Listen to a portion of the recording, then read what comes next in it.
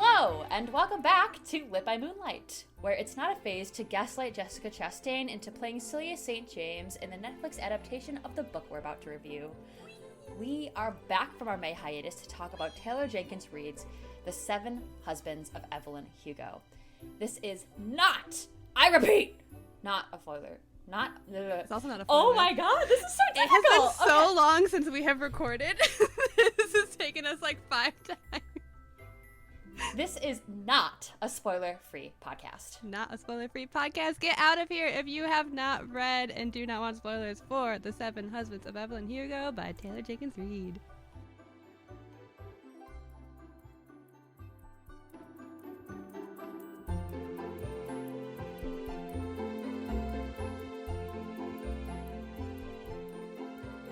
Hello! I'm Caitlin, and I cannot stop watching all of these actors on actors videos that Variety is putting out, and all of their interviews with just like random people. They're kind of doing the most right now, and I have never watched so much Variety in my life. I couldn't agree more. I really do think they're becoming like the central hub for learning more about A-list actors. I feel like they're completely replacing like late night television. I was just gonna say late night, yeah. Eddie Burback, I know we're both thinking about it, does this great video essay. He recently put this out, I think it was like a month or two ago, talking a lot about how places, like, not places, but magazines like Variety and I think W is another one, have kind of taken over for late night as being the main source of news and opportunities to hear about and learn about celebrities. So I don't hate it. I really don't hate it, you know, at the end of the day. As someone who doesn't watch late YouTube night. is free. Yeah, YouTube is free. Cable sometimes is not unless you have an antenna. So I'll take it, you know, especially since the quality of the content seems superior. Yeah, and also it's funny, and I think Eddie talks about this in his video too, but like YouTube is where most people watch the late night stuff anyway. I don't know how many people are actually like being like, oh, gotta turn to my NBC at 10 p.m. to watch Jimmy or whichever white man it is that hosts late night now. So. Yeah. No, for real. For real. And then, yeah. Well, I'm like ready to derail this episode and just talk about that. Because then I'm like, oh, but then like they canceled Z-Way. So, oh like, my god, they canceled Z-Way? They canceled Z-Way. This is how I find out. Yep, this is how you find out. How was I supposed to know that Z-Way was going to get canceled? Or was I just supposed to find out myself? On my own podcast. I'm Berlin, folks, and I am nothing if not an online quiz taker. Have you taken any good online quizzes lately? No, I really just could not think of another icebreaker. I almost said something about this is the prompt that I had a lot of difficulty with, because usually, you know, you and I introduce ourselves and we just kind of give like a quick like one-line status of what we're up to. Yeah. And I had a hard time with this because, like, I don't know, like the things I want to talk about that I want to share with you people, I just like didn't have anything. But then I was thinking today about that submarine off the coast of, what is it, Newfoundland? Yeah, something like that. And like it's like full of billionaires essentially, and it's like possibly been lost to the sea, which is very sad. Horrible. But also we've recently learned a lot of new things about that submarine that I think are very interesting. For example, that it has been controlled, but it is like the way that they control these submarines, that this venture capitalist who put these submarines together for his company Ocean Gate, which is in itself, I hate to say this, kind of fucking hilarious that your company is named Ocean Gate. Like, you're basically just setting yourself up for scandal. I was gonna say, it sounds like immediately I went to Deflategate from the NFL. Deflategate, yeah, or Watergate. You know, it's like, what do you even? But anyway, the joke kind of writes itself, because apparently this thing is piloted by a PlayStation controller, a Logitech PlayStation controller. What? wait, for real? Yeah, there's a CBS news segment floating around, where one of the reporters from CBS visits this the submarine, and like he literally says that the venture capitalist does, this man that mans these submarines, and then he also talks about how like he put them together, how they're built, and how they use like a lot of just like different raw materials to do this. Like, he points to at one point to some of the bolting or whatever, like at the top of the submarine. He goes, "I got these at Camping World," and I'm like, how have you been allowed to do what you've done for so long. I was going to say if it fits, it ships, but this clearly isn't working out for him. Oh my god. Well, I hope those people other are than, okay. yeah, if I'm not taking online quizzes, I am watching TikTok video after TikTok video about this because I just think it's so crazy. So anyway, Caitlin, back to our book. Mm-hmm. Let's talk a little bit about Evelyn Hugo. Can you tell me a little bit about this book? No. Okay. Yes, I can. Then get in the submarine and get out of my face.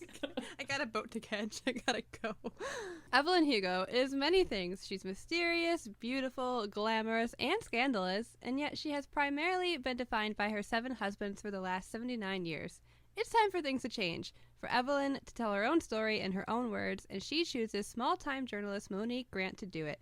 With every turn of the page, we are shocked by Evelyn's truth and the unexpected impact it has on Monique. Now, this is where I spoil everything, so please pause now if you haven't read and don't want to learn about what's to come. But there are many great revelations from Evelyn as she plays out her life story for Monique, with the 2 greatest being that the love of Evelyn's life was, in fact, not a single one of her 7 husbands, but her wife, Celia St. James, who happens to be a fellow actress.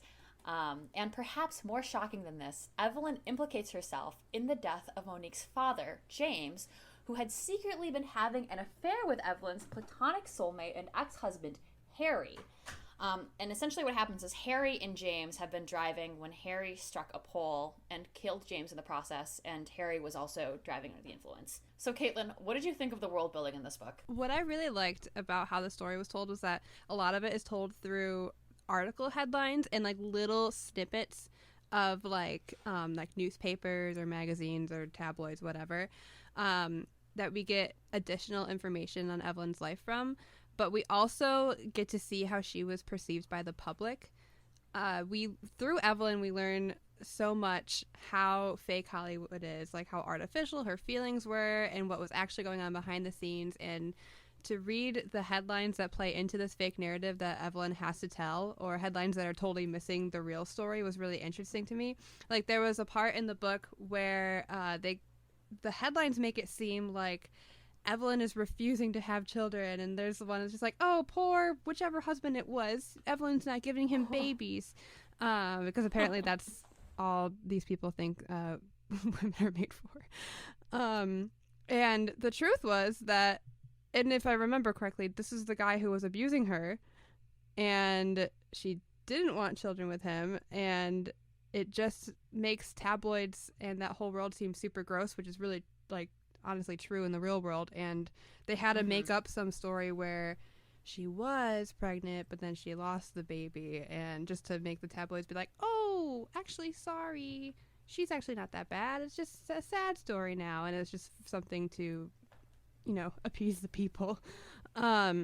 So that was a really interesting aspect. I feel like it really added to why Evelyn hasn't sat down for an interview like this before, because so many people got it wrong throughout her career, and the time period just wouldn't allow her story to be told anyway. So that was really interesting to me. I also really feel like the articles and the little snippets from the papers, like, it made it feel real to me. Much like Daisy Jones and the Six, also by Taylor Jenkins Reid, felt like a real band to me. Evelyn Hugo felt like a real actress that I was just getting the deets on. So if anything, I really just need to continue to read Taylor Jenkins Reid's books, because I think they're very fun, and they got like a really cool, like, is this the real life or is this just fantasy? Yes, I saw that you took out Carrie Soto is back in our shared library. I did. I'm excited. I'm going to start it this week. It is such a good book. I think that sometimes I'm like, it's like a debate for me, like which TJR book is my favorite. I really do not know, because Carrie Soto is definitely up there with Daisy Jones and Evelyn Hugo. Exciting. So in March, we talked a lot about Daisy Jones and the Six as we were reviewing the Prime show adaptation.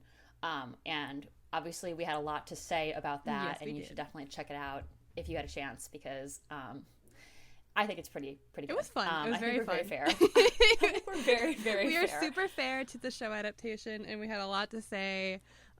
Please go check it out, because they were really fun to record. I know we talked a lot then about the book as well, and how incredibly talented and believable TJR is as a world builder. Like, she has this really incredible talent of bringing her characters to life in a way that kind of blurs the lines of fiction and nonfiction, to the extent that I feel like we want to believe that Evelyn Hugo existed, that we want to believe that Daisy Jones did, or Carrie Soto, because they feel so real to us. And they are also obviously based on, or at least influenced by, real people, which is what makes their stories, I think, all the more believable, all the more palpable. I read Kate Anderson Bauer's Elizabeth Taylor biography not long after this, and there was a surprising amount of overlap. They had very similar gritty personalities, Evelyn and Elizabeth, that is, and they both kind of threw themselves very passionately into their relationships, and they both had a very similar drive to support the queer community. Evelyn's obviously because she's a part of that community, and then Elizabeth's because she knew many people. Some of her dearest, closest friends were part of that community. So I found that really interesting, and I think anybody who reads Evelyn Hugo should go and read this biography, because I do think it, like, they overlap in a really interesting way. There's a lot of crossover. But then I have to agree with you, Caitlin. I think the technique that Taylor Jenkins Reid uses of including these secondary sources, like newspaper clippings, really pulls everything together. And it's what really, I think, helped make this book more than fiction to me. It kind of felt like a real experience, like from an alternative universe that we were reading about. And I really enjoyed that. Was there a specific moment in this book that hooked you? Yeah, I had two, actually. The first is Monique's "why me" moment. And I think that's what really kept me going in this book. Like, that's what got me interested, and that's what kept me involved, because I could not possibly imagine why Evelyn would have chosen her. At first, I was like, maybe it's women supporting other women. Maybe it's like Evelyn knows Monique somehow. I think we know there's a really good reason, but we can't for the life of us wrap our heads around what it means until later in the book. And I feel like TJR does a good job with this, because early in the book, Monique calls her mom and asks her if her dad had anything to do with Evelyn Hugo, or knew anything about him, or knew anything about his relationship with television and movies, such that he might have crossed paths with her at some point. And she writes that off immediately. You know, she looks through a box of his things. She says, nope, nothing about it. And I think if I would read this over again, I would see that as a hint. But in retrospect, when I first read it, I was like, oh, well, that's not how they're intertwined, which is silly. But it still did shock me, I think, when we get to the end and we learn why exactly. And I think that why is what keeps me hanging on, like, page after page. Yeah. And then the introduction of Celia. And I say this with I think the context that I went into this not knowing it was going to be a sapphic book. But it's so clear from the beginning that they're going to be more than friends. Not knowing that, I was like, okay, why should I care about Evelyn's 7 husbands? Not that her dynamic with each of them wasn't interesting, but I kind of assumed it would be some sort of murder mystery or something like that, because it's like, okay, what is the intent for us learning about these 7 partners that she had? And then when we learned about Celia, it kind of flips the script, because then it's like, now hold on a minute. Wait a minute.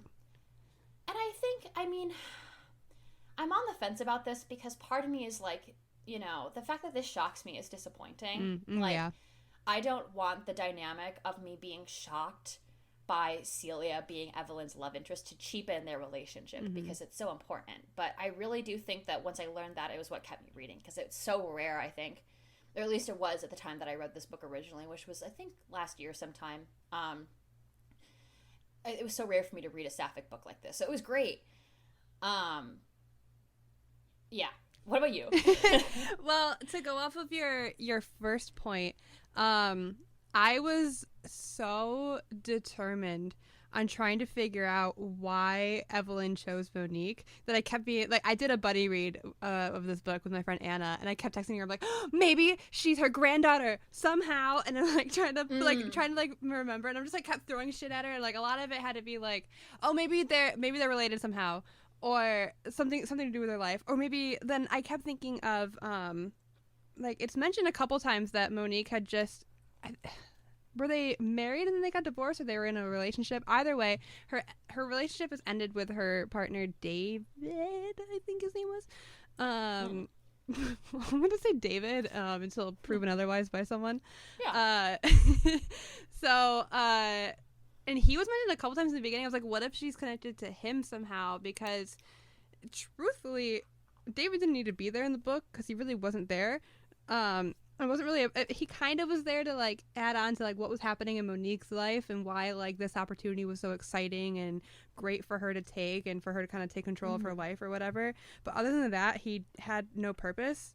And so I felt like he was kind of a good red herring in a way to be like, oh, but what about this guy? Like, he's still mentioned, so maybe it's easily him. And then you're so right. Like, they immediately wrote off anything having to do with her father in the beginning. Because I remember thinking, wait, her dad worked in, like, production on movies. Like, maybe him, and maybe I thought like maybe he had an affair, and like Monique's like actually her granddaughter thing. I don't know. I was trying to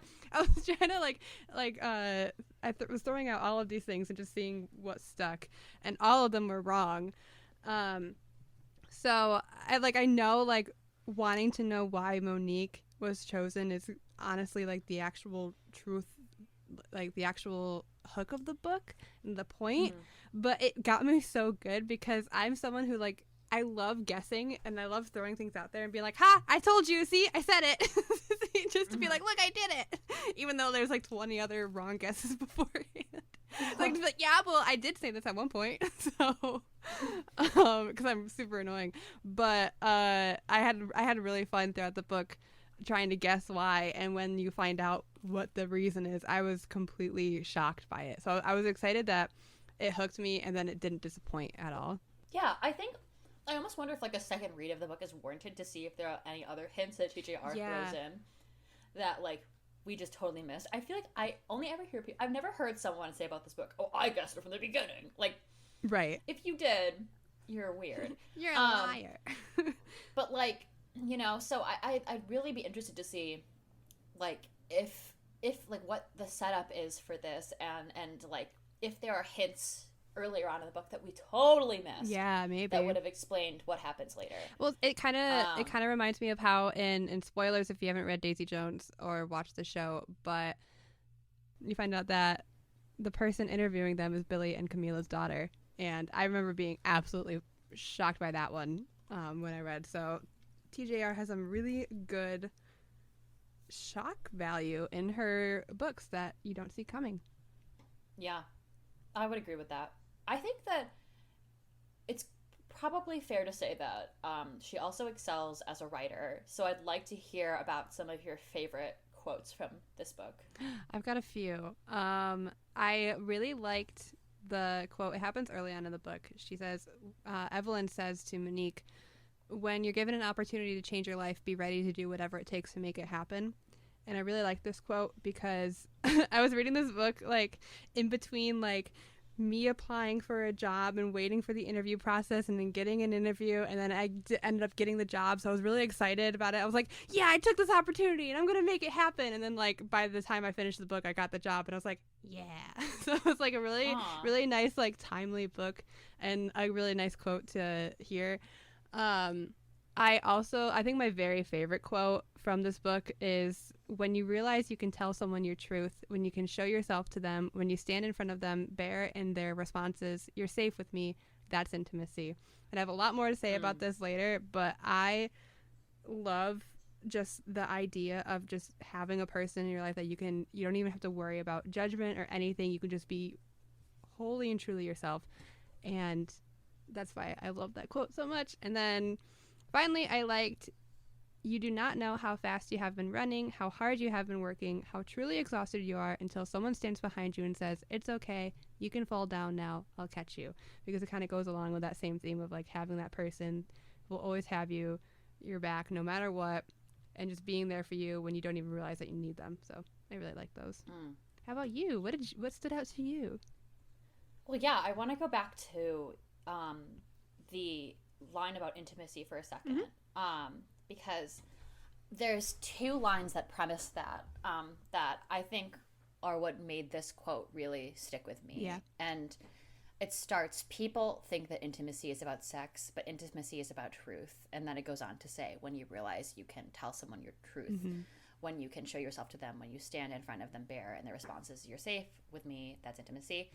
I like this line because it does a good job of kind of distinguishing vulnerability from sex.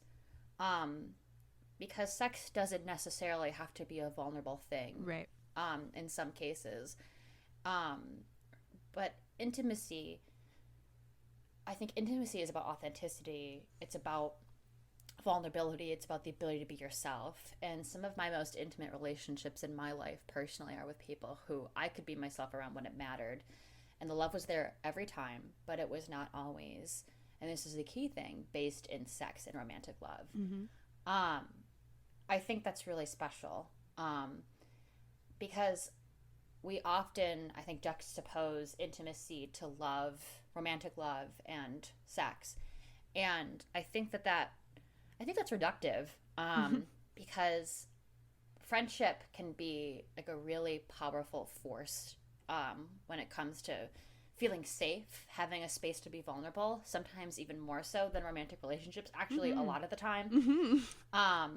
And then, like, sometimes those things blur the lines, you know, and there's, like, romantic elements of your friendships and vice versa. And I feel like this line does a good job of kind of, like, if I was going to talk about where those lines blur and the value of the intimacy that we have with our platonic soulmates, this is what I would probably point to. Yeah. Another quote I really liked, and I like this quote because I feel like it kind of encapsulates the entire book very well. And it's always been fascinating to me how things can be simultaneously true and false, how people can be good and bad all in one, how someone can love you in a way that is beautifully selfless while serving themselves ruthlessly. I just love this because Evelyn and Celia and Harry, I think, are all kind of morally gray characters. Like, they aren't necessarily good or bad, they just kind of are. And I like that so much because I didn't really want them to be perfect. I just wanted them to be interesting, and they were. So that's why I like that quote. I think it's the quote I would use if I was ever going to be asked about this book. I'd probably just say, oh, well, here's a quote from that book to kind of give you an idea of what it's about without giving anything away. Yeah, that's a good one. And then the last one I wanted to talk about, and I like this dependent of where it sits in the book and what it has to do with anything, but it's in a love letter that I believe Evelyn writes to Celia, and she says, please, never forget that the sun rises and sets with your smile. At least to me it does. You're the only thing on this planet worth worshipping. Oh. Not me crying. Love this quote. I love this quote. It's so nice. Beautiful. Because queer love letters are one of my favorite relics of history. This idea that, like, we found a space to communicate with each other despite being hidden. Like, it's just, like, really, like, sometimes I Google them and I just read them and I'm like, everything is gonna be okay, maybe. There's a quote in particular from Allen Ginsberg in his letter to Peter Orlotsky, which is quoted in Casey McQuiston's Red, White, and Royal Blue, which I also just read. And it reminded me a lot of this quote. And the quote is, though I long for the actual sunlight contact between us, I miss you like home. Shine back, honey, and think of me. Oh, all of these that's so sun sweet. metaphors. I was like literally crying. Like, and there's something, I mean, it's like, it gives me so many pent-up emotions because it's like, the fact that we were able to, like, not even we, because it wasn't me, I didn't have to go through this, but the fact that the queer community of years past found ways to communicate, like, literal prose to each other, like poetic incantations to one another, despite being hunted for sport, is just, like, I'm, like, speechless about it. It's so wonderful, and scary and fucked up and sad, but also what's been said is beautiful. So I don't know. Whenever I read that, it just reminds me a lot of that quote, and it makes me want to lay down on the floor for a little while. Yeah. It's beautiful. Yeah. So, while we're all recovering from those beautiful quotes, do you have a song that you would listen to while penning a letter to the secret love of your life? Oh yeah. This was hard because I feel like I probably have a playlist somewhere for this. Yeah. Like for real. But I was thinking about it a lot this weekend. I was by the ocean, last week, because I was trying to do that thing that women do in Victorian novels where it's like they get sick and their dad says, please, like, send her to the ocean. She needs to go to the ocean to get some sea air and she'll feel better. Why was that a thing? So I pulled a Little Women and I went to the ocean and I made myself like a sunset, like a sunrise playlist, so I could use as I was walking along the coast I could listen to music. Oh, nice. And this song came on and it made me think of like penning a letter to a lover that is secret and kind of like, I don't know, like the romance of that, and the tragedy. So this is the song that I chose was Time After Time by Margaret Whiting. And I think I also thought of this song a lot when I first read Evelyn and Celia's letters to one another, because there's like this really interesting old Hollywood aesthetic in this book. I don't want to say aesthetic because I don't want to aestheticize old Hollywood, but that's kind of what the vibe is. But yeah, that was it for me. How about you? I thought about this song that I'm about to mention in this book because the title of it was said a couple times, but also I feel like it really speaks to the love in this book, and that is True Blue by Boy Genius. It's probably going to be really high up there on my Spotify rap this year, because when I first heard this song in the DC airport when it was released, and I was sitting there, they released $20 Emily, I'm Sorry, and True Blue was the last one I listened to, and I remember sitting there in the airport trying to hold back tears and just be like, oh, it does feel good to be known by you. Like, what?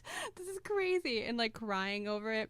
And also, because in this book, Harry and Evelyn would always say, like, oh, stay true blue, like, to each other. And there's a lot to be said about platonic soulmates in this book, which I will speak to in a minute. But this song, and in fact, this album, is very much about, like, being in love with your friends and your platonic soulmates. And the line, it feels good to be known so well, I can't hide from you like I hide from myself. It gets me every time. And it like hurts me, but like in a good way. And I just think about my friends and the people I love in my life when I hear it, and I'm like, wow, this is true blue. Unreal. I remember, you were at the airport, I was like at my house. I remember the pictures that you had just left, and I I was listening to the song and I walked down to the kitchen and you had left a coffee cup like sitting or something. That was like, or like a water glass, something that was like not fully drank, and I was like, Caitlin, you should drink that coffee. Baby. The song. And I'll always remember that being the introduction, my introduction to the song, because it's exactly that. And then like, have you ever watched the music video? Yeah. You out there who are listening to us scream about this, I feel like it does a great job of like putting it all together. Yeah. I just remember, like, crying in the airport and sending a picture of you to be like, have you listened to the new Boy Genius? And you sent me a picture of you sobbing, and you're like, come back! It was so sweet and so lovely. And it was, like, such perfect and also kind of horrible timing because it was really emotional, but, like, yeah, it was perfect. Boy Genius was like, I'm sorry, are you and your best friend of, like, a decade plus leaving each other? Are you parting ways? To go back to your lives? Here's an album to make you sad. Here's some music after a few years of not posting music together. It's like, okay, thanks, Boy Genius. Thank you, Boy Genius. Yay! Yeah, no, it's a no from me. Was there a character in this book that you loved, Caitlin? Harry. Literally, it's funny because like I really liked it. I liked him so much, but the only notes I have is Harry with a sad, like a smiley face that's crying. I literally, he's such a tragic character. He is, and I think that's why, like, I love him so much because he was such, in the craziness of Evelyn's life, and like the multiple husbands, the different sets she had to be on, the different movies, different atmospheres that like some were great and some were scary and some were horrible and some were okay. he was like the constant in her life, and no matter what happened, she always had him to fall back on, literally, and he was always there for her and vice versa. And it was just, to have a person so steady in your life is so lovely, and especially when your life is crazy. So I just really loved that. Not only was he a character who was someone that Evelyn could turn to, but also that he did have a life of his own. He wasn't just there for Evelyn. He also like, you got to see like what he did like with his job and then his love life, and like that was very much a part of the story. So I just really liked learning more about him and getting to know him more. And when everything happened, like, I was so attached to him. Like, he was like my favorite. He was like the one character where the entire time I was never like, oh, he's so annoying right now, like, which was fun. It's just fun to have with your characters, especially like your main characters. Like with Evelyn, there were many times where I'm like, oh my god, I love her, but she's so annoying. I'm like, oh my god, she's so frustrating right now. Oh my god, why would she say that? Oh my god, I love her. Oh, I love this for her. Evelyn, stop. Like, you're crazy. What's going on? And then also, Evelyn, stop. like, like, come on. But Harry was always like, Harry, yeah. I like him. So, very much Harry was my favorite character in this book. How about you? It's been so long since I wrote this book that when you said that, I was just thinking about Harry Styles. I was like, he's in this? I don't remember him. I think Evelyn is a very fascinating character because of her moral ambiguity. She does a lot of horrible things, frankly, in this book. Namely, implicating Monique's dad in a car crash where Harry is at the wheel and then trying to make up for it in a way that is also very questionable. Which, to me, first of all, I just want to say the fact that we're all like, Evelyn, no, when it's like also Harry, no, is kind of ridiculous, because I feel like she gets justified flack from readers for doing this, but it's also like, I don't know, let's not pretend like this man, who yes has an addiction issue, doesn't have any basic autonomy and could have like maybe not done that. You know? Maybe you don't get behind the wheel when you're drunk. Like, maybe don't. It's like rule number 1. It's like the one thing they tell you. Yeah, literally. Wait, really quick side note. I remember when I was little, like, you know, you would always see like, don't drink and drive, and I didn't know that it was just alcohol, so I was like, so we can't have a Capri Sun and drive? And like, I remember like being in the car with my parents and like my mom having a sip of water. I'm like, Mom, the signs! Like, you're not supposed to drink and drive. And she's like, no, not that one. Like, this is fine. I think that Harry could have benefited a lot from my driver's ed teacher, whose name was Mr. Myers. And Mr. Myers. He wasn't everyone's driver's ed teacher, I think, at the high school, but he was mine for the 5-hour course. He's the one you wanted. We don't need to get into technicalities. But who does need to get into technicalities was Mr. Myers. So he would just kind of go on and on about the harms of drink driving by providing personal anecdotes of like scenarios where people he knew had drank and driven, I guess, and faced the consequences. And he would just like, I was like 18, 17. I got my license late in life for this reason, maybe also. But he would just be like, yeah, they were pulling her bones out of the trees. Like, oh my god, just come up with things. He'd be like, and her legs were on her head from the stoplights. It's like, girl, what are you on about?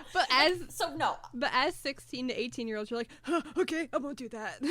I was like, I guess I will not drink and drive then. I will call an Uber every time. Oh my god. Or I'll walk and get my steps in. But yeah, like, she has like a really incredible story. Like, the idea of Evelyn is so interesting. She's like fighting her way through Hollywood, trying to get some notoriety, the credibility that she feels she deserves, and basically coming from nothing during a time when if she had been outed, it probably would have destroyed her. She's so interesting. I feel like her willingness to go all in for her friends and the love she had to give despite everything that happened to her. And the fact that she loved her friends so much that she was even willing to break a lot of ethical boundaries to do, to take care of them is very interesting. Mm-hmm. I'm not saying it's good. Hear me. I'm not saying it's good, but it's very interesting. And I think we talk about this a lot on the show, right? Is like, it's nice when you have a female character that is morally ambiguous. Like, she's not necessarily bad. Maybe she's a little bad, but like, it doesn't discount how interesting of a character she is. Right. Is there a character you didn't love? Honestly, I mean, except for maybe the obvious husband whose name I forget, the one that like abuses her. I didn't like him, but there wasn't like a character throughout this where I'm like, I don't like him at all, or like her, or them, or whatever. Like, I don't really have an answer for this, but I'm sure I would probably, with your answer, be like, yeah, actually, you're right. You know? Yeah. So none that stood out for me, but I think a lot of the characters in the book made some choices where I'm like, that's a choice. What are you doing? Yeah. You did that. That was sure a thing that you did. But none that had me like, because usually there's at least a character where I'm just like, oh my God, I cannot stand you at all. But I didn't really have that in this book. But like I said, besides the obvious abusive husband who's a piece of shit, didn't like him at all. Yeah. So who did you not love? I mean, that's a good point, because I kind of forgot about all of the husbands. I forgot about all the husbands. It's just for Harry and Celia. With the exception of those two people, if you were to ask me to name the other 6 husbands, I would probably be super, super confused. I'd probably be like, I think if Evelyn was real, like we sometimes forget she isn't, I think she'd be pleased to hear that. That the actual takeaway from this book was we don't remember any of the husbands except for her best friend and her wife. It's not about them. Yep. But other than that, no. I think like in terms of character development, I probably had higher expectations for some characters. Mm-hmm. Like, I think, for example, that Monique's storyline is pretty underdeveloped to the extent that I really found that her parts were taking me out of the story. Mm. And like part of that is warranted because this book is about Evelyn and her life, and her characterization is really what draws you in. Mm-hmm. To the extent that like you're really like page turning when it comes to her sections of the book, and then maybe there were times when I would get to Monique sections and I'd be like, okay, this is a natural pause for me. Yeah. But at the same, I just feel like I really wanted more from Monique because, like, her lifestyle, her life, her background, it's central to the plot point of the story, like the plot twist. So I wanted more. I wanted to better understand the way that her father James's death affected her in life. Yeah. And I felt like I got that somewhat, but not enough. And it sucks because, like, I really wanted to be interested in her, and I felt like I wasn't as interested. I felt like I wasn't as engaged with her character. Mm-hmm. And I feel like I'm still debating if that's okay. Part of me is like, that's okay because this book is about Evelyn. But the other part of me is like, okay, so, like, how does this fit? And, like, did it have to? And, like, was it essential? I don't know. I wonder if, like, to the point of, like, wanting to get to know more about, like, her and, like, understand how James's death affected her more, I wonder if we got more of, like, flashbacks of, like, what it used to be like with her dad or her life. I wonder if that would have, like, almost given away the twist. And it would have been too on the nose because it's, like, up until that point, it's just like, why are we learning this information? Even though it would have been nice, I think maybe there should have been more about her life in the beginning than what we got, other than like the mention of like her dad working in production and where she is now and where her family life is at now. But I wonder if it might have been maybe like too obvious if we got more, and maybe that's why TJR decided not to do it. But also, I also agree, like, this isn't about Monique really. But I also was, like, kind of, like, I would speed read through her sections because half the time it's just, like, I'm just here to get more information on why this could be you and why you're being interviewed. And then at the end, and she's just like, and then I guess I would hate Evelyn. I'm like, but why? We just have to read more. So, yeah. Yeah. I just didn't find myself engaging as much with her narrative. Mm-hmm. And I don't know if, like, I'm not really interested in, like, flashbacks to her to her dad, but I'm interested in learning more about her grief and her like processing of that death, because, like, it seems like it has a central role in her life.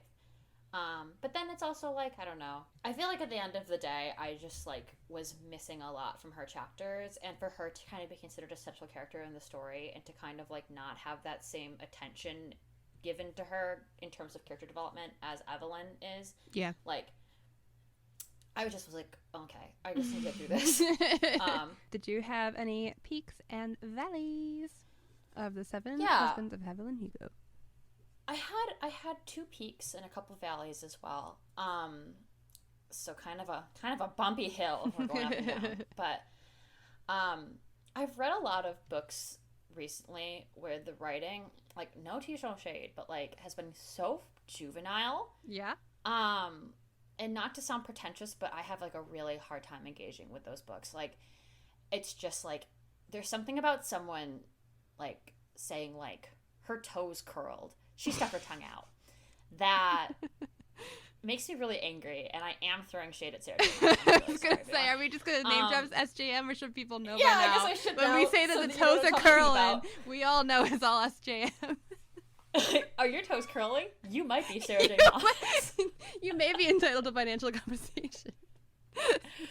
And, like, having read quite a few books in the fiction realm recently that have just kind of been, honestly, like, very mediocre. Mm-hmm.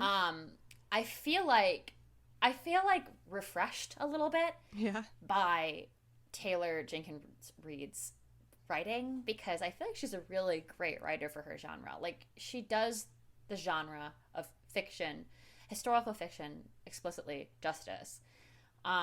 Books and Bikes with Chris is a TikTok reviewer that I follow. And you should go follow him as well. And he accurately, I think, describes this book as the antithesis to Colleen Hoover books. Oh! And I think that's really fitting. Good!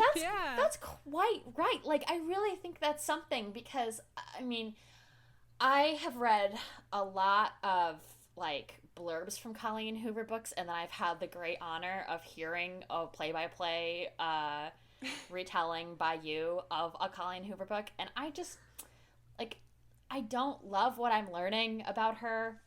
Don't read Colleen Hoover books. They're not worth it. It's bad. They're not worth it. And while, you know, I want to be fair. Like, does this book have the most substance? Like, no, probably not. Like, there are books that have more depth than this one, but the bar is not as low as I think it is with, like, some of the other very popular, very TikTok famous authors, where it's like, they're just saying things. Like, I get so frustrated nowadays because I'll read something and it's literally the stupidest thing I've ever read, and I'm like, why are we entertaining this? Like, hello? Like, and then I'll read a book by Taylor Jenkins Reid and I'll be like, okay, all right, now I see where you're going, you know? Like, I don't think these are the best books that have ever been written, but I think that they are worlds better than some of the stuff that is TikTok popular right now. Like, when it comes to, like, books that have a lot of hype, and may be considered overhyped. So that's kind of where I am. How about you? So my first peek with this book, and I mentioned it earlier, but platonic soulmates is such a good aspect that I think I would love to read more of. Because I know this book is about all of the husbands in Evelyn's life and also her love and relationship with Celia, but my God, I love seeing people in love with their friends. I love the whole idea of seeing a friend as a soulmate, and it just makes me so happy because I feel that so much with my friends. Like, I feel it with you, and then, like, our friends that we grew up with in high school, and a couple of friends that I met in college. I think we, like, need to normalize being in love with your friends, and just, like, telling our friends that, like, you love each other, because it's wonderful and it just makes life so much happier. And I just love loving my friends because these are the people that I can tell my deepest, darkest secrets to, the ones that I can be 100% myself with without fearing any judgment, and they just get me. And I love the line, if there are different types of soulmates, then you are one of mine, and that's Evelyn talking to Harry. And I just love that because there are different types of soulmates, and not everything has to be romantic. Not everything has to be about sex. Not everything has to mean like, well, I guess we're getting married now. It's just all about love and deep human connection and looking at another person and knowing that by nature they know you because it's like they were put on this earth for you to meet. And I love that so much. And I love platonic. I love it so much I can't say it. Platonic soulmates. I agree with you so much about everything but the marriage thing, because I'm starting to think that I feel like platonic soulmates should get married. Yeah. Like, for the tax benefits. Fair. So for the tax benefits, sign a prenup, whatever. You're right. You know, call it a day. Very good would point. Would be so much easier, IMO, than going through a divorce with someone that you love romantically who ends up being kind of a loser. I don't know. Anyway, I think that all of your points are the correct points. And I think I've gotten to the point where I think because of the friendships that I have with people like you, Caitlin, that it's weird to me when like you have close friends that like scoff at vulnerability. Like if you have someone in your life that they're close to you and they're like, I can't tell you that I really like you. It's like, then why am I here? Are you afraid we're gonna accidentally get married and have a child together? Like, what do you think is gonna happen if you are open with the person that you are closest that you love? Yeah. You know, like why have we grown so averse to saying I love you to people that we aren't going to bed with? You know, right? What was your second peak? I feel like this book fits with a genre that I'm kind of like coining. It's me. I came up with it. And I'm gonna call it girl boss folklore. Girl boss folklore. Yeah. And I want to be clear that the girl boss is a genderless term in this case. Gender neutral girl boss. If you're a girly, you're a girly. It's nothing to do with gender. You're just a girly if you know, you know. You know what I mean? And I'm not really sure. I haven't figured out if that's exactly what we're going to call it yet. So if anyone has You're workshopping it. Please let me know. Yeah, we're workshopping it. But this is, I think there's like a certain type of media that is for the girlies that love a little poetic whimsy. You know, like a little sprinkle of prose in their morning tea. And it's for the girls who love Taylor Swift and quote specific lyrics to themselves, the Sally Rooney girls, the girls who have binged at least one Shonda Rhimes series, the girls who have been fooled by a scalper for Boy Genius tickets, oh no, the girls who have highly specific playlists on Spotify, and have color-coded bookshelves and agendas, and this book is categorically part of that genre. And this probably sounds like I'm probably gonna like look back on this in like 2 hours and cringe at it because I have aestheticized and almost commodified the very act of reading a book in the way that we have with many trends. But I'm trying to make sense of this, and I really do feel like this is a book for a special type of girly, a girly that just loves the drama of it all, that loves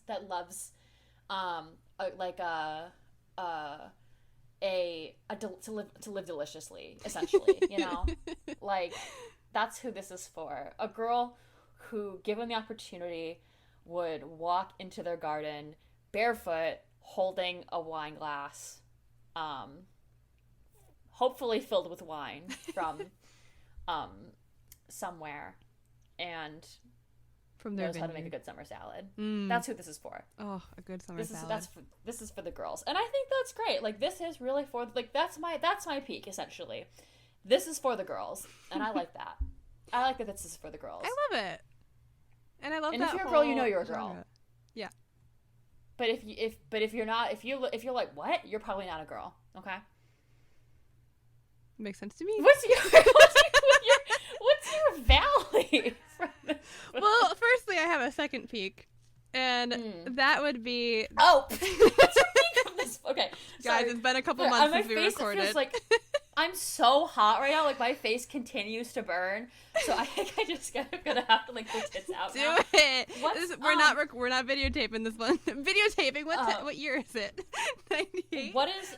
what is your, you know what is your, what's your, My second peak? What's your second peak? There we go. When you haven't made a podcast since April. My second peak is that this was another one of those books where the very last line made me cry. I did this with Song of Achilles. I did this with Addie LaRue, and I did it with this one. And the last line is, because they are just husbands, I am Evelyn Hugo. And anyway, I think once people know the truth, they will be much more interested in my wife. And I read that, and I was on FaceTime with my friend Anna, and I was like, oh my God, that was so nice. Just like tears coming down.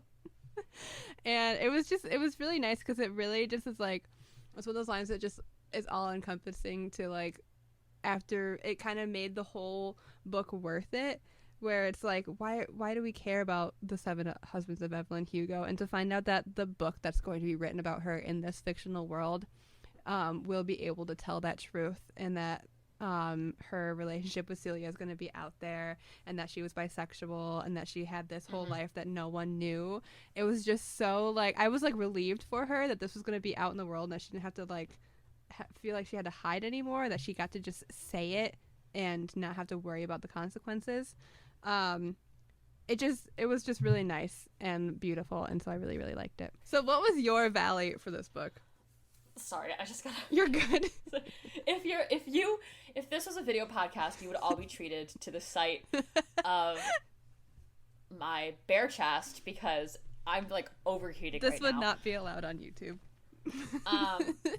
And your loss. Truly. So, I think I had a couple, and these did not come up for me until much later after I read the book. When I first read the book, I closed it and I was like, this is the perfect book. I see nothing wrong with it. And I like walked away. I didn't think about it again. But being forced to think about it again. Forced. I say that like it was like, you say that like I was like, choice. can we talk about this? And we're going to talk about it whether you like it or not. And you were like, no. Like you held me at gunpoint. Yeah, no, you will do the podcast. My idea. It was definitely, I feel like it was literally my idea or somebody. So if that were true, that's hilarious. But thinking about it again now, after so much time has passed, I do find that I have some qualms. So I have some qualms. I loved the reveal that it was Monique's father in the car with Harry, because I genuinely did not see that coming. Right. Oh, that's yours. I was like, wow, that's mine. I was like, weird. We have the same wavelength. This is hilarious. I think I need to just... it's so fucking hot. Okay. This is making me think I should wear more unsleeved tops. I'm gonna scroll down to mine now. Yeah, okay. I find, looking back at the book now, that I do have some issues with it, just from thinking about it and like having to really process it, because as I was writing my peaks and valleys, I got to my valleys and I was like, yeah, something's up. I don't feel the way I felt about this book a long time ago. Like, something is just really off for me about, you know, I didn't feel as genuine about giving it the praise that I wanted to give it, and I had to like explore that a little bit. So I thought a little bit about it, and I think part of it, and I think this is the big thing, is like descriptives of this book, about this book, I think are what are really bothering me, because when people speak about this book, they often call it one of the most representative books they've ever read. Or at least a model book for anti-racist or queer spaces. And I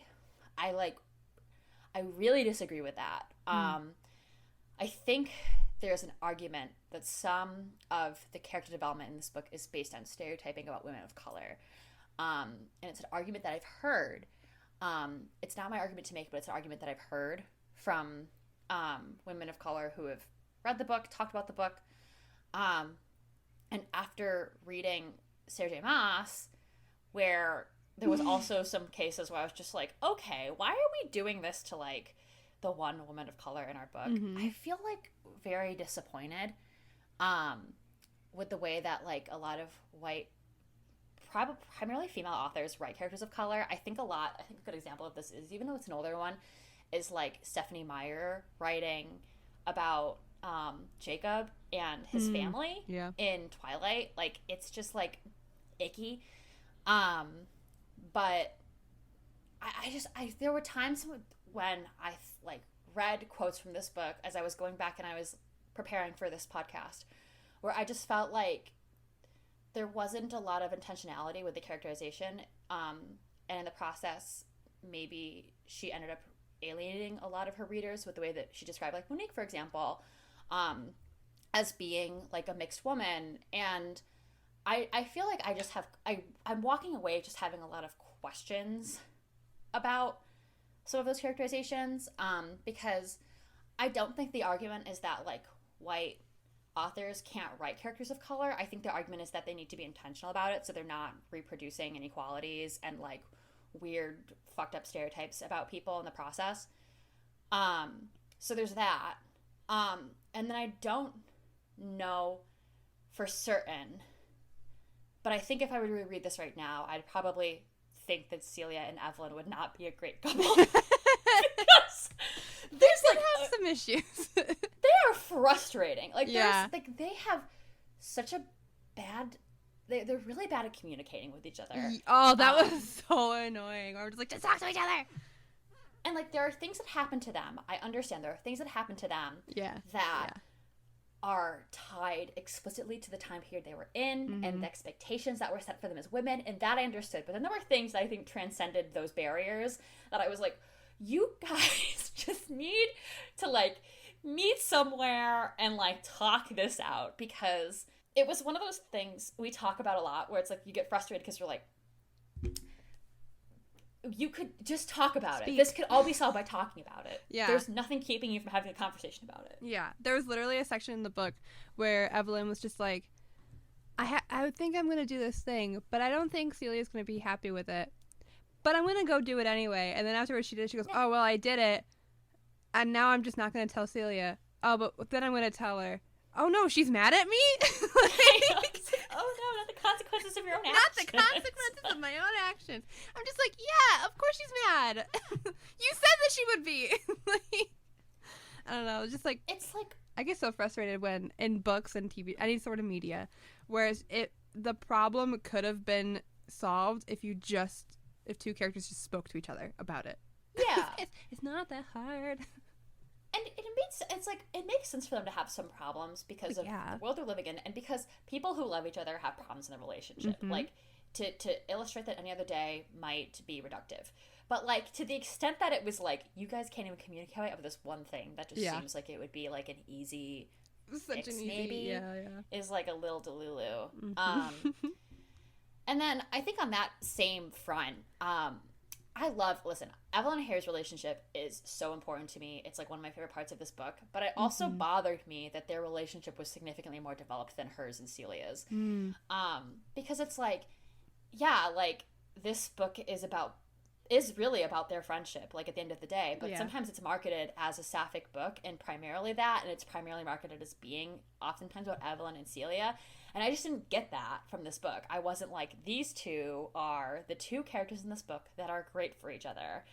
And I don't know if it needed to end up that way, but it just felt like TJR had no spoons left for development of Evelyn and Celia's relationship. To the extent that, like, I felt like Celia's characterization at some points was, like, kind of villainous. Like, she was kind of, like, characterized as, like, being a little, like, evil.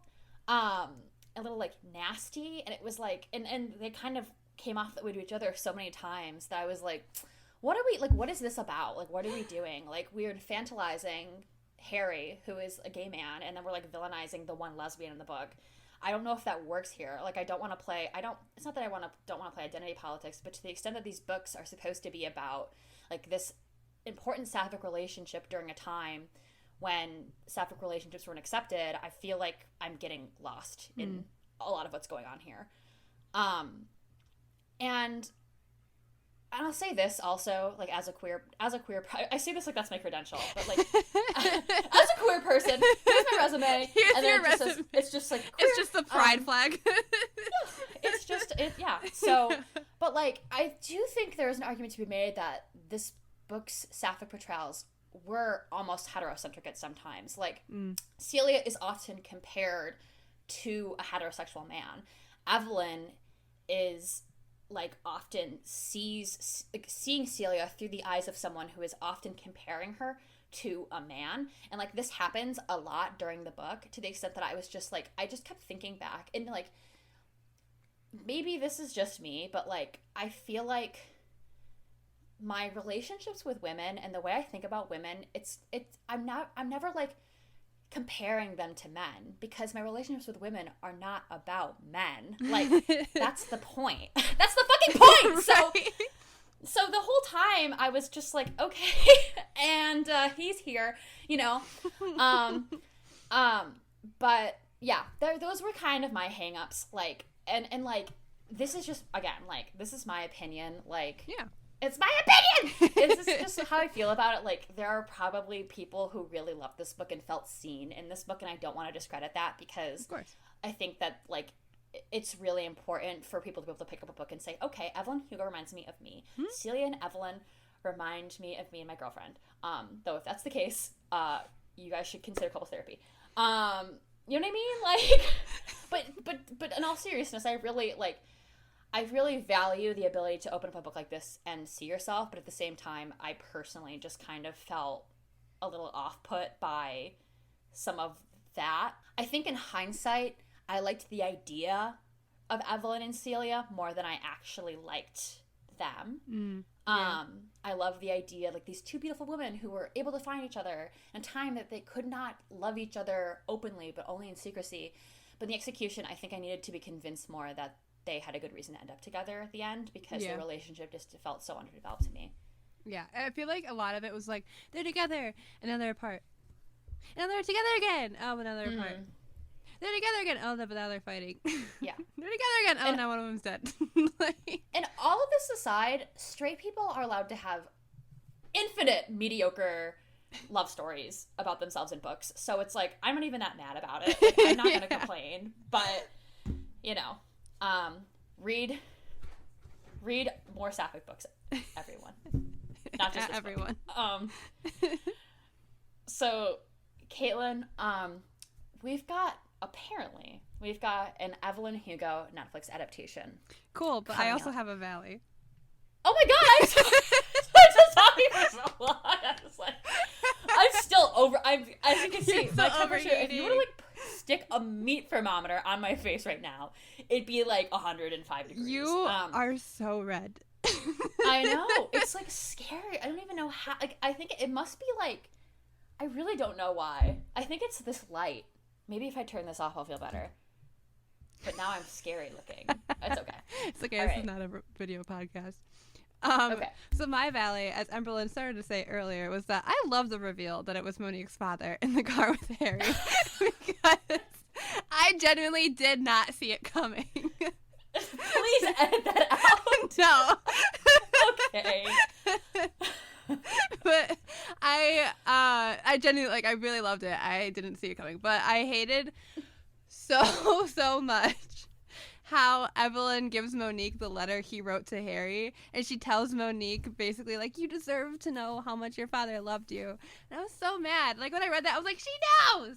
She doesn't need this basically stranger to tell her that her father loved her. Like, it felt very wrong to me, and it felt like, to me, like, Evelyn's like, hey, I'm gonna give you this horrible and life-changing reveal about how your father died, and that he wasn't under the influence, and that also he was just left there to die, and kind of basically framed for the whole accident. But it's okay, because I have this letter for you, and he talks about how much he loved you and your mother in it.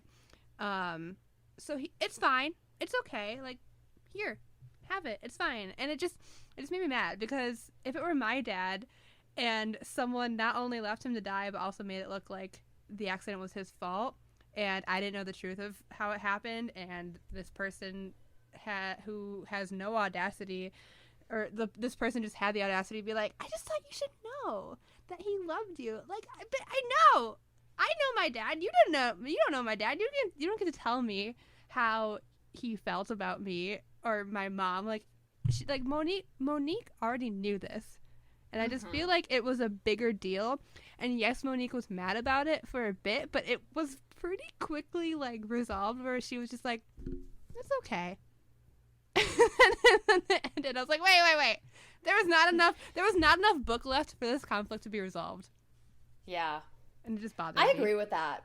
Because part of it is like, okay, it seems like Monique, as an adult woman, has healed a lot from the trauma of losing her father. So for Evelyn to, like, come back and, like, rip those wounds open. Yeah, that was another reason why it bothered me. I'm like, she was doing okay, and now you just ripped it all open again.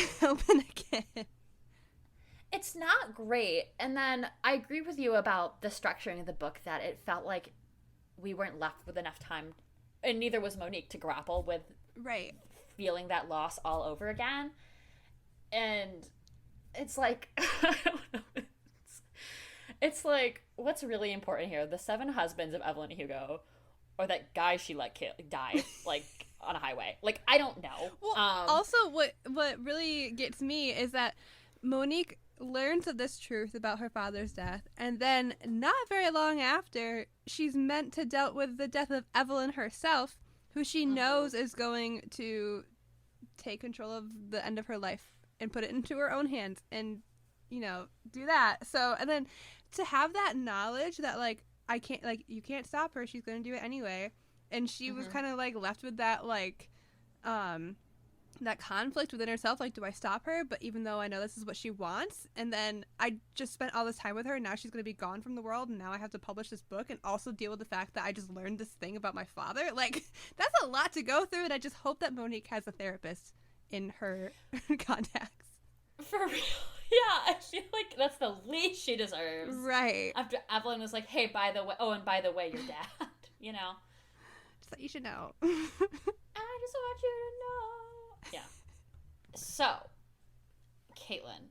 Amberlyn. It seems like we may be getting a Netflix adaptation of Evelyn Hugo in the upcoming couple of years, ? I really don't know a lot about when this is coming out. But in light of a lot of recent books being adapted, I thought it'd be fun for us to talk a little bit about our dream cast for the upcoming adaptation. I couldn't think of the word. Did you say it was it's a movie? It's supposed to be a movie? Yeah, I think so. It's a Netflix movie. Scary. Yeah. Okay. that could either be a really good thing or a really fucking bad thing. Oh, hey. But I thought we could talk a little bit about, like, our dream cast and, like, people would want to see, and your cat Honey could also be here. Yeah, Honey's also here. She is very excited about the Netflix adaptation, aren't you? Yeah. Honey's actually going to be playing Evelyn Hugo. So this is Evelyn Hugo. Say hi. Hello. Can you hear her? I can't hear her, but I'm sure it'll show up on the... All right, so who do you want playing Evelyn?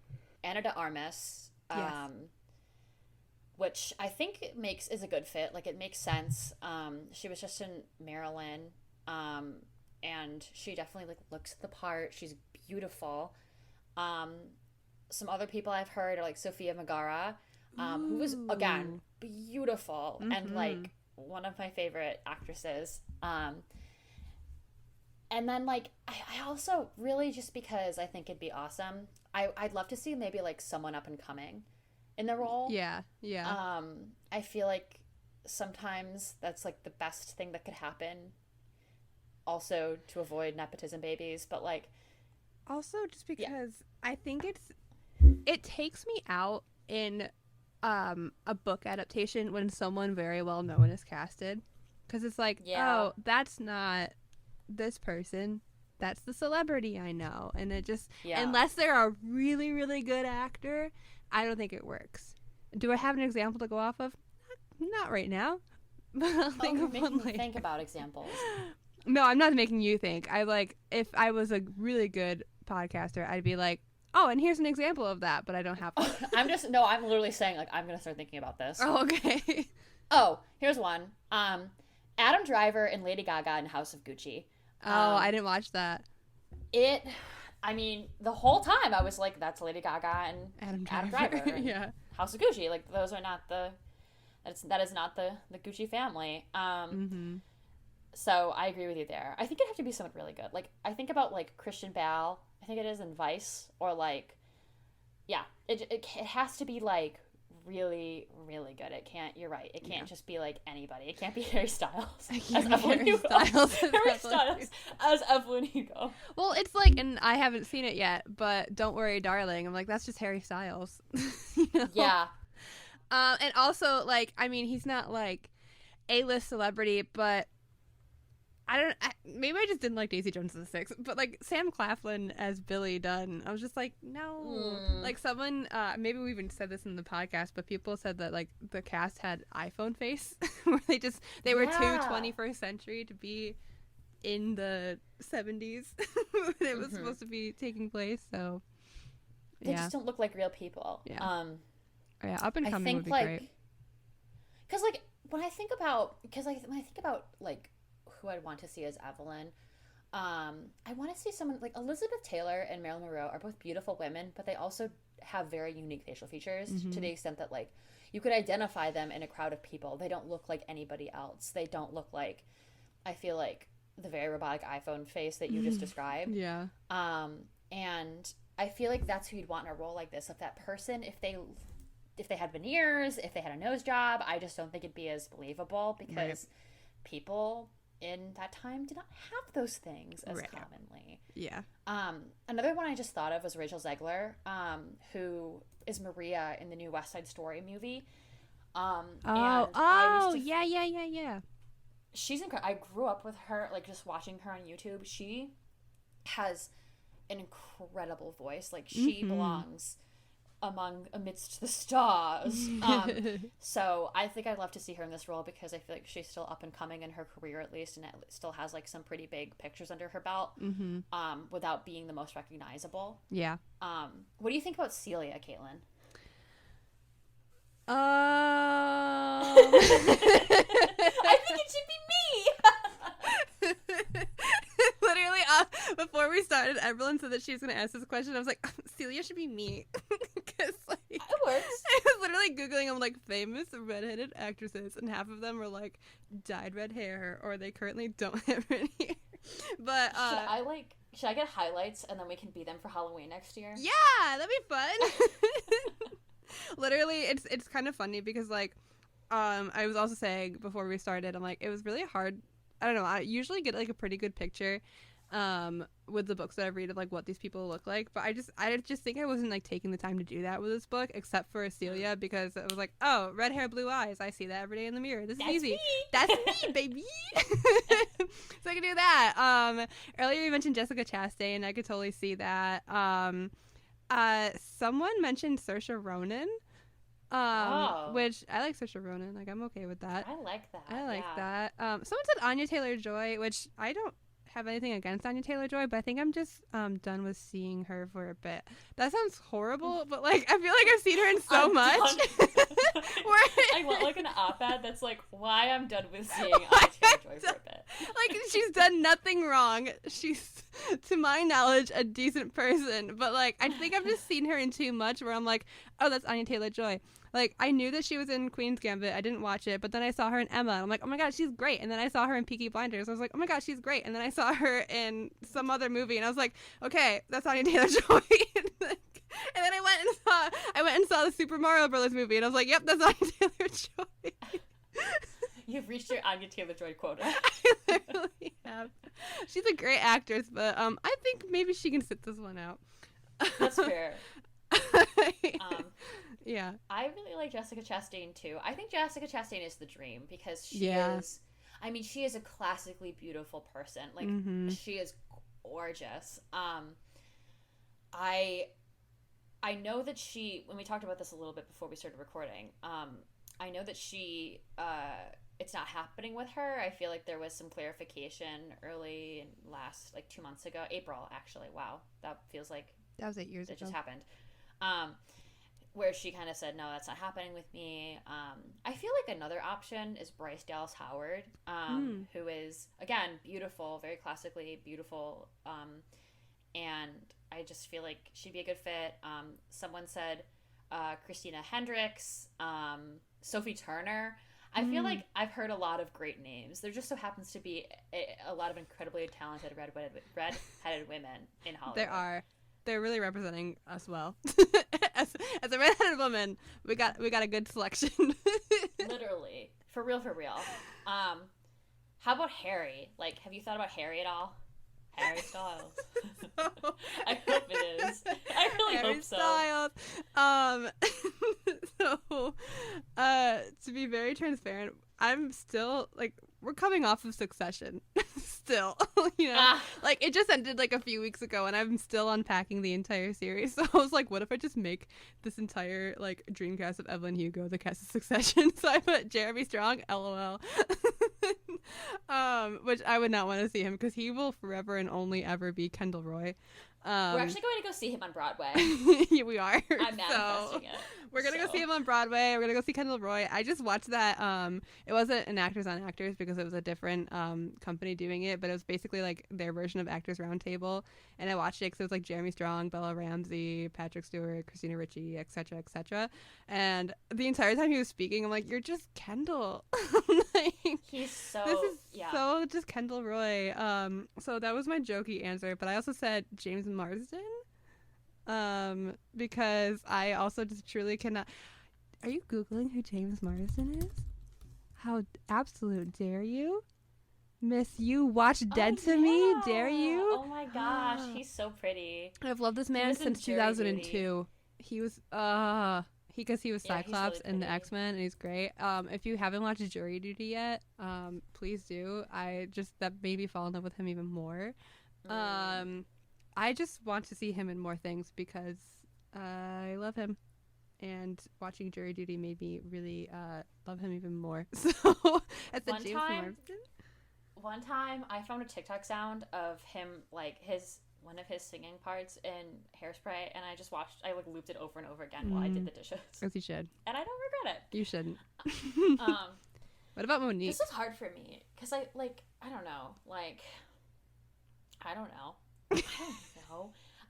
I keep thinking about Harry Styles now, and it's like I'm not endorsing this. In fact, I'm like worried about it a little bit. I'm like, please don't do this. But I keep thinking about it now, and it's making me laugh. It's making me have a good "Don't Worry, Darling" level chuckle. But I was thinking like Matt Bomer, from White Collar. That's like what I know him from, or like Dan Levy. Levy. I kept reading, and I see where you wrote Jeremy Strong in the notes, and I'm just like laughing because he's just like that'd be so interesting and weird.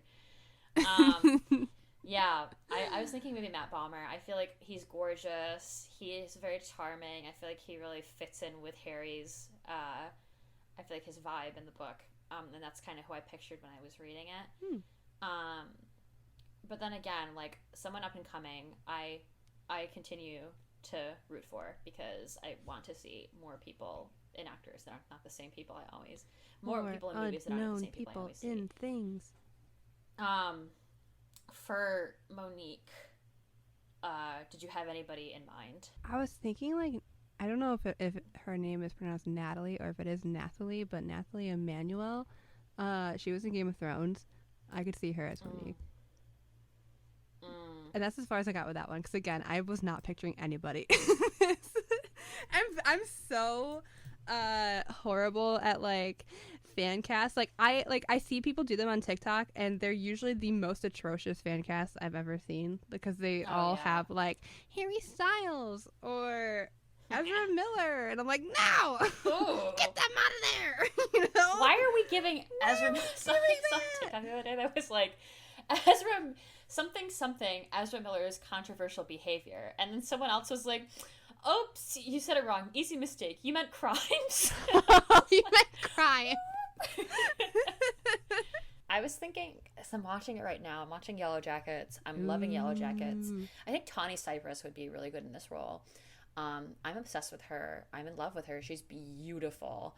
And I just could see her in this role. I can see like her beautiful, like curly hair, getting in her face while she's writing. I'm like romanticizing it a little bit, but there's like a scene in Yellow Jackets where she's like sitting at the window or something, and she like kind of like blows her hat over her face, and I'm just like, oh my god, your mother. Mother. You are who I picture when I'm reading a book. Every time, no matter what the book is, always. Even if it's The Hungry Caterpillar.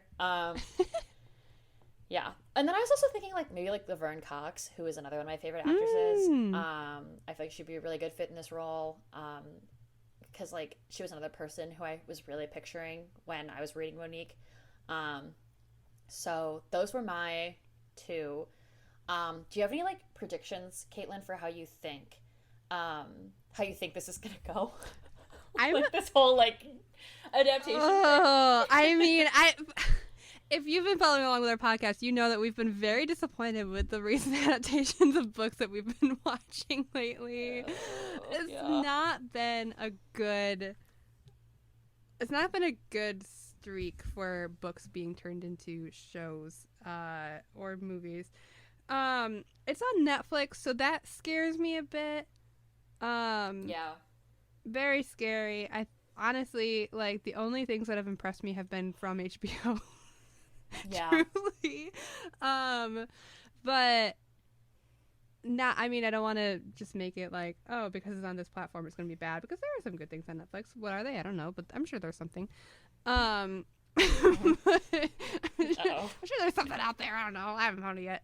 But maybe that thing will be The Seven Husbands of Evelyn Hugo. However, because it's going to be a movie, I'm a little scared because I don't want things to be rushed. And there is a lot of content within each like section of this book. So the book is broken up into the different husbands.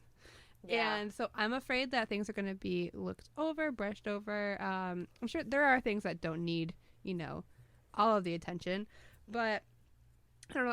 I'm just afraid that big plot points might get overlooked or too rushed or not completely developed. And then, I also am just afraid of it not being good, like good quality, good anything, because my expectations are so very low when it comes to things getting adapted. So I think what I have to do when it comes to my favorite books being adapted into things is just kind of like forget the book for a minute while I'm watching it and just kind of take it as is, and then maybe afterwards like think about what happened in the book. I tried to do that with Shadow and Bone. Like at first I'm like, oh my god, they're doing great, and then I was like, oh my god, what the fuck are they doing? So I just had to be like, you know what, this is completely different from the books anyway with how this show is set up. Let's just take it as its own thing. Did it make me like it? No. But, at least it was a little bit more enjoyable to watch as its own separate thing. So I'm scared. Lots of fear happening on my front. How about you? Kind of same. Like, I wonder if maybe Daisy Jones and the Six should have been a movie and this should have been a show. Like, yeah, maybe. Because I think of everything that was included in Daisy Jones and the Six and how some of it just felt so, like, unnecessary. And I'm like, okay, maybe that could have been, maybe there was some sequencing that needed to happen there that would have made more sense versus here. But I don't want to judge it too quickly. I will say, I feel like all of my fears and concerns are the same. It's just, I feel like just the lack of originality that we have now in this world has made me feel really uncomfortable with some of the quote-unquote remakes and like adaptations we've been seeing. I feel like a lot of them are just money grabs versus actual pieces of art that where like the creative motivation is like to feel something, to have others feel something versus like take my money, Yeah. So there's that. So I don't know. Also, yeah, I think the fact that it's on Netflix does not make me feel great either, because I feel like Netflix is kind of a graveyard for like good ideas. So yeah, I feel not great about what's to come. Yeah, I think we need to, if a book is popular, that doesn't mean it needs to be on our screens. Yeah. Good question. Yeah, good point. Now, however, if I published a book, I would want an adaptation because I would like to make more money. Yeah. On a scale of 1 to 7 husbands of Evelyn Hugo, what do you rate the 7 husbands of Evelyn Hugo? I'm gonna say like 5.5 out of 7 husbands.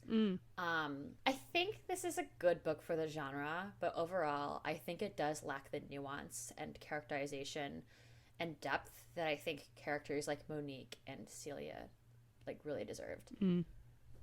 How about you? I'm kind of about the same, like 5 out of 7, 6 out of 7. Like, I really enjoyed the book. I had a great time. It was really fun to do a buddy read. It was fun to like. She would get ahead of me, and I'm like, oh my god, I have to catch up. I'm so excited. Like, it was. I had a great experience, but as far as the story goes, I don't think about it often. Yeah. Like, I had a great time. I put it down, and then it's not like one of those books where I'm like, oh, that was such a good book. It was more like, that was fun. That was great. And then I move on. So it was a really good book. It was really well written, in my opinion, but it's not. There are books that I've read that are much better and much higher up for me and have the full 7. So I agree.